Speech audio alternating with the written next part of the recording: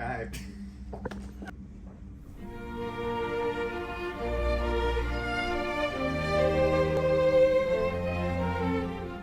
Hi, my name is Tamara Black. I'm a professor at Albright College, and I'm also the artistic director of Berks Opera Company. I have been playing many roles in this production. Actually, I've been the costumer, I'm the production manager, the artistic director, and also role and musical instruction for the singers. Hi, my name is Taylor Meacham, and I'm playing the Sandman. My name is Luke, and I'm playing the father. My name is Julia Poole, and I am playing the Dew Fairy.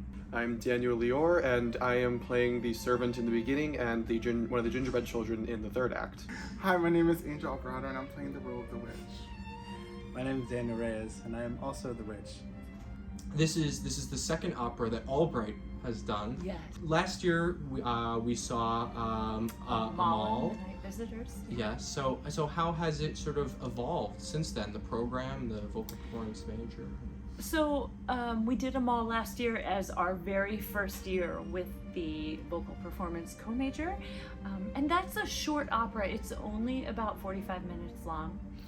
And so it was a good introduction for students who had really never done anything like that before. And the response from the students who worked in the project was overwhelmingly positive. They really enjoyed the process and found that they really liked opera, which honestly, spoiler alert, is so common when you introduce this art form to new singers or people who haven't experienced it before. They're usually like, this is really cool. And that is exactly what happened. And by the time we were done, it was already, well, what are we doing next year? We can't wait to hear. I gave it some thought. I wanted to really do a show that offered more challenge, but also allowed more people to have an opportunity to be involved. And so we settled on Hansel and Gretel, also because with the child component of the story, it was something that would appeal to a larger audience base, and we could sell tickets and make it be a more community-involved event. So you were in the opera last year. Yes. How has it changed from last year? Is it similar to last year? Absolutely. So I helped out with the costumes last year, and I was there throughout the whole process, and I mean, the cast is twice as big, which is really lovely, but also the production value has just gone up immensely. The quality of the costumes that we have, the set that we have, the access to this theater, that everything's just like a notch higher, and also the training we've received has been really rigorous. It was incredibly rigorous last year, but this year I feel like with the amount that this show requires and also the amount of us that there are, the training has been so rigorous and so incredibly just educational, and I just think this year compared to last year, everything's just like turned up to 11, so it's really great. What is it that people don't understand about opera? Or what? Sure. Why do you love it? Yeah. So there's something very primal and beautiful about the human voice, the unamplified raw beauty of a voice that can touch you to your core, that from the back of a performance hall can be loud enough to be visceral and carry over an orchestra. There's something remarkable about that people find very attractive. But also, I mean, these stories, truly, most of the operatic stories are based on the human condition. They haven't, the time period, the clothing changes, but really the situations are universal and timeless. And so we can all relate to them. And it's our job as artists and our director, of course, to come up with a concept that translates into our modern society.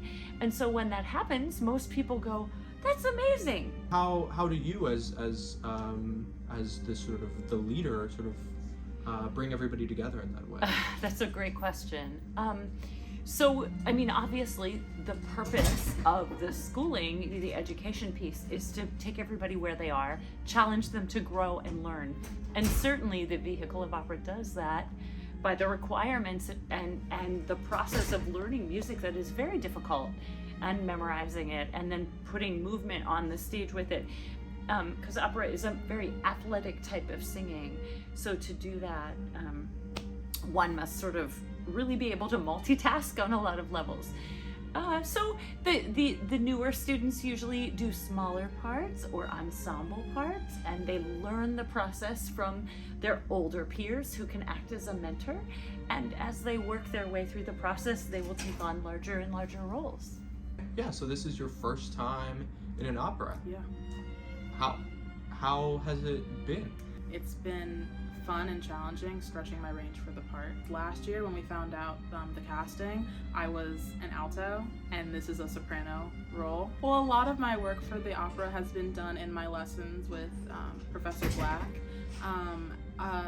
A lot of strawl phonation and just anything to kind of get my range up there and get more comfortable with it, especially repetition. So doing things a lot, even if it doesn't come out the first time, keep doing it and then it'll kind of get the strength that it needs. So a lot of strengthening and stretching. I definitely didn't think that I was capable of doing this, and I really didn't know anything about operas in general.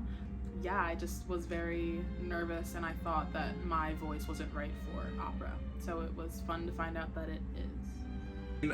I was just nervous just because I'd never done it before, and I didn't know if my voice could reach that type of sound, and like looking at the part and seeing like, oh, it goes all over the place vocally. I was nervous. I was like, do I have to sing in a different language and all that? Thankfully, this is in English, so it's easy for me because I never really worked with like singing in other languages, and doing that with opera would have been a lot for my head, you know. So, but I'm very excited to have come in here. It's been really great to have the opportunity to actually like experience opera and like learn more about it and all that stuff. And it's like been really fun to like experiment with my voice and like test more. And Tammy's been a really big help with all that, like in our lessons that I have with her. And Well, the thing I learned the most about like my voice and is really the care that you have to take before and after. The emphasis of cool downs, of giving yourself time after you've been singing a really rigorous or for a while to just cool down, warm ups, like similar to how warm ups warm up your voice, there are certain exercises that cool down your voice. But also, technically working with Professor Black, who is also my personal voice teacher, which has been great throughout this process, just access to my upper register and working through the tessitura of my voice and up and through the second passaggio, as this role requires, as it's a higher soprano role. So that's just been a wonderful experience for me. Also not exactly used to playing a role that requires me to be like up in my falsetto for most of it, and just the amount of effort and dedication and breath that it takes to do this, as well as covering one of the other roles in the show, which it's been a very interesting learning curve, but it's one that I think I've gone and conquered pretty well. This is definitely like one of the hardest projects I've been a part of. I kind of had to like set aside a lot of what I used to do was like musical theater. So this like completely explored a completely different part of my voice, which it's been difficult, but definitely very rewarding, I would say. And it's just taught me how to sing a lot healthier. It's also made me a better actor, so I'm very happy with my experience. It's not just the sort of vocal recital, is it? I mean, there's the whole sort of performance, you know, or the acting element of it. So how do you prepare the performers for that side of it too? You start by learning the music, and then you investigate the text, and a good composer understands how to set that text and music in a way that provides the voice as a vehicle for the emotional conveying of the story. And so, in fact, just this week I was working with some of the singers on, you know, little parts that they still were kind of struggling with, and we had that very conversation that in opera we should be able to close our eyes and know the emotions you're communicating. It's not always about the face and the movement and the acting. The biggest piece of acting in opera comes from right here.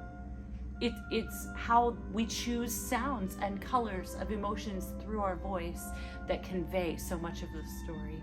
So that's what they're learning through this process, and that is hard. But they have really risen to the challenge. How has the cast been? Have they been supportive of this you know, sort of really new thing that's going on at Albright, or has it been a stressful experience? Tell me about it. Yeah, it's actually been very nice. I think in the beginning everyone was kind of awkward around each other and scared to sing in front of each other, especially because the first day was running through the show and everyone's part. But I think we've all grown a lot closer, and we're a lot more comfortable around each other now. They're just very supportive, and even if you aren't confident in yourself, they'll be confident for you. So it's been very nice, actually. The show is November 22nd at 7 p.m. and November 23rd at 3 p.m. at the Miller Center for the Arts in Reading. We have a beautiful piece of artwork done by our Gretel, Maya Burdick, that will be for sale in the lobby. We will have some other displays. The Olivet children made magic wand lollipops over the summer in camp that will be displayed as well. And we'll have special treats, compliments of Sweet Street desserts. Thank you for doing this. Of course. It was great. Oh my God, yes, my pleasure.